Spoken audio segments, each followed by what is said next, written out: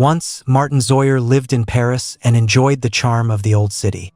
He adored art and literature, especially the works of the renowned realist author Gustave Flaubert. But 6 years ago, Martin returned to Normandy to take over his late father's bakery, the main pride of the small town. One day, however, a new batch of pastries came out burnt, which both surprised and frustrated his wife, Valerie. Martin explained that he was deeply worried about their neighbor, Charlie, and feared he might harm himself. After work, Martin rushed to the neighbor's house and found Charlie burning his late wife's belongings in a fire. Martin managed to save the woman's diary before the flames consumed everything. It had all begun 6 months earlier. While tending to his garden, Martin noticed a car pulling up to the neighbor's home. The new residents turned out to be a couple from England, Charlie and Gemma Bovary. Hearing their surname, the baker looked at the woman with curiosity. She looked exactly like the heroine from the famous novel of the same name. The very next day, a couple of boys stopped by Martin's bakery. Gemma chose some bread, savoring its aroma with delight, while Martin couldn't take his eyes off her. Later, while walking his dog, he happened to run into Gemma again and realized the young woman had stirred in him long-dormant feelings. That same evening, Charles knocked on the Zoyers' door. The power had gone out in his house, and he came seeking assistance. Martin agreed and gladly accepted the invitation to share a glass of wine. The conversation was mostly between Valerie and Charles, while the baker silently watched Gemma. In his thoughts, he recalled lines from the book, that Madame Bovary was discontent with her quiet domestic life. That was exactly the impression Gemma gave. The peace was suddenly broken by a mouse running under Gemma's feet.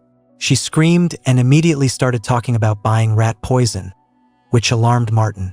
He warned that accidents often happen because of poison. From that day forward, Martin became increasingly preoccupied with his neighbor. He watched her from his window or eagerly awaited her visits to the bakery. One day, he even invited her into the kitchen to try her hand at baking bread. Martin admired Gemma with desire, appreciating every part of her form. During one of her visits, Gemma met a married couple who invited her and her husband over for dinner and offered them jobs. Gemma was an interior decorator, while Charlie restored antiques.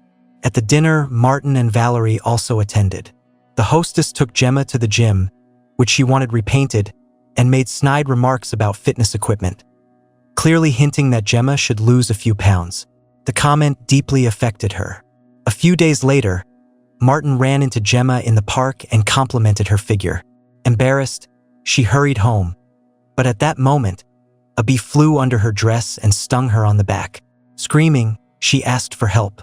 With trembling hands, Martin unzipped her dress and caught the insect, which had left its sting. He had no choice but to suck out the venom, something the girl quickly agreed to. Hearing her screams, a young Frenchman named Hervé, who lived in a nearby estate, came running. While Martin explained the situation, Gemma fainted. The men took her to the hospital for treatment. The next day, the English couple visited the Bovarys. While flipping through a magazine, Gemma spotted a picture of her former fiancé, Patrick, the man who had once betrayed her. Despite everything, Gemma still missed him, especially since Charles was always buried in his books or preoccupied with work, ignoring issues like faulty wiring and a collapsing ceiling. Later, Gemma went to the market, once again observed by Martin from his bakery porch. He silently recited lines from the novel to himself. Suddenly, he saw Hervé approach her and strike up a friendly conversation. Their next encounter happened at the wine shop, where Hervé recommended a fine drink and invited her to visit his centuries-old mansion. On her way home, Martin overtook Gemma's car, but she didn't notice.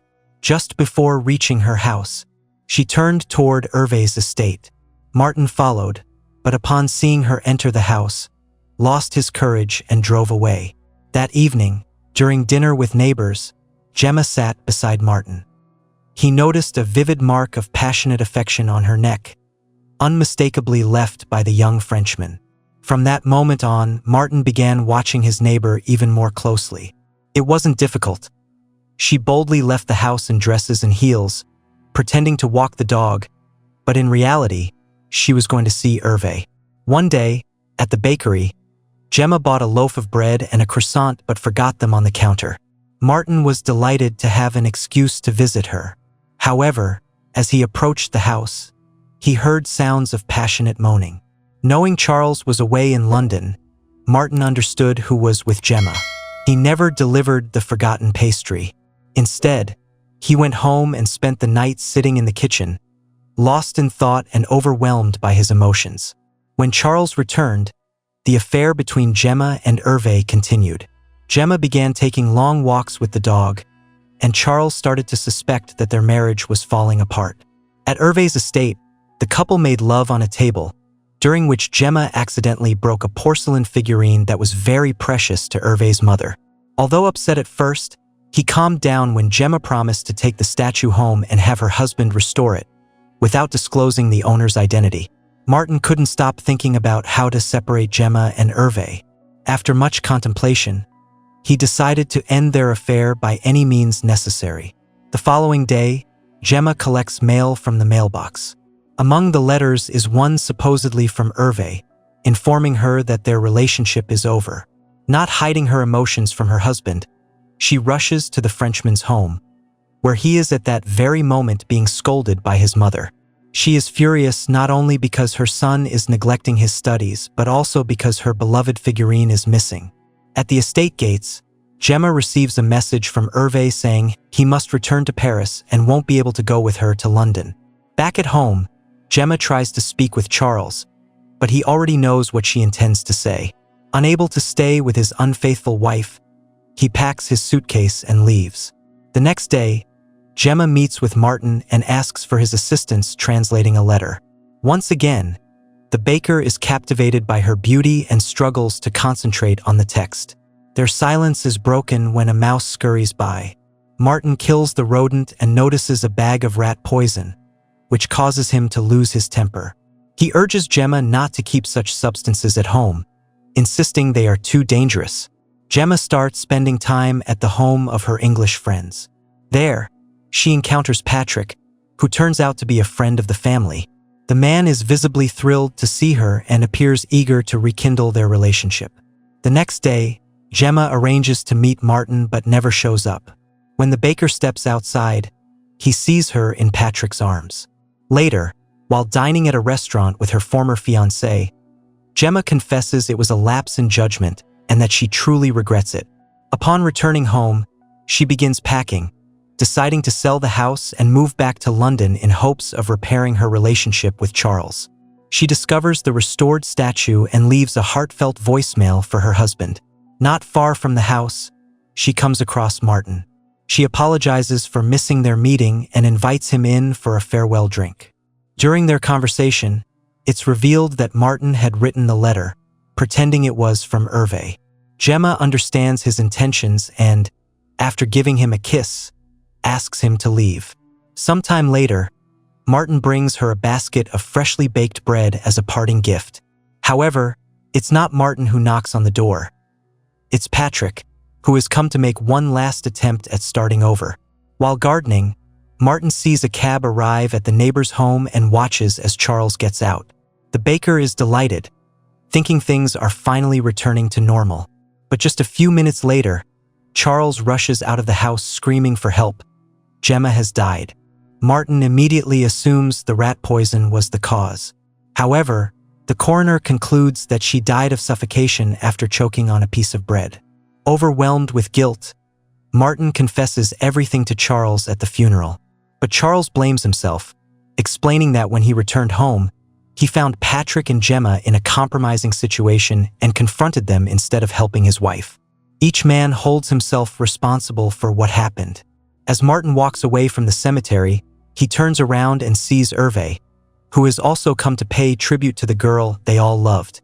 6 months later, new neighbors move into the house, and they instantly catch Martin's eye.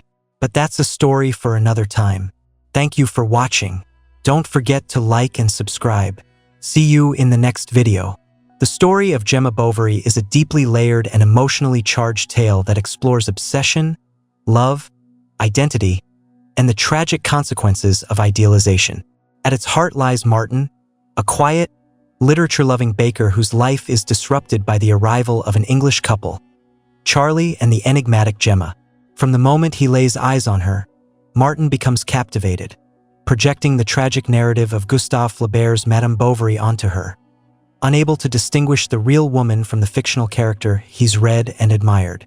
This literary lens through which Martin views Gemma creates a dangerous psychological trap, not just for him but for everyone around her.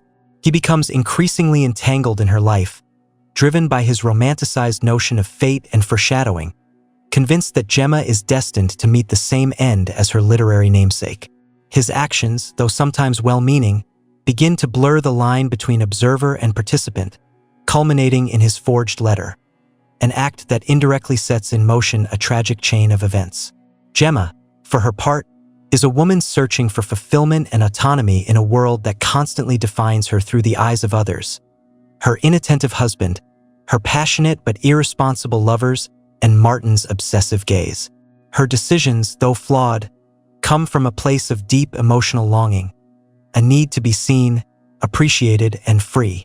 The audience watches her spiral through relationships, confusion, and attempts at self-reinvention, never truly escaping the roles others impose upon her. The film's climax, the accidental death of Gemma, serves as a chilling commentary on miscommunication, obsession, and the subtle power of narrative. Her demise, caused not by poison but a simple piece of bread, is a stark, ironic twist. All the fear, all the obsession, and all the manipulation ultimately amount to an unremarkable, heartbreaking accident. This ending underscores the theme that life is not a novel, and real people suffer when they are treated like characters in someone else's story. Martin's guilt and self-reflection at the funeral show a man finally confronting the consequences of his fantasies. The appearance of Hervé, too late to change anything, serves as a quiet reminder that everyone, in some way, failed Gemma, either by loving her selfishly or not loving her enough. 6 months later, when new neighbors arrive and Martin's interest is piqued again, the story hints at a cyclical pattern, the danger of unresolved obsession and the seductive pull of romantic idealism. The ending leaves viewers with a mix of sadness and unease, reminding us of the fragile boundary between fiction and reality and the cost of crossing it.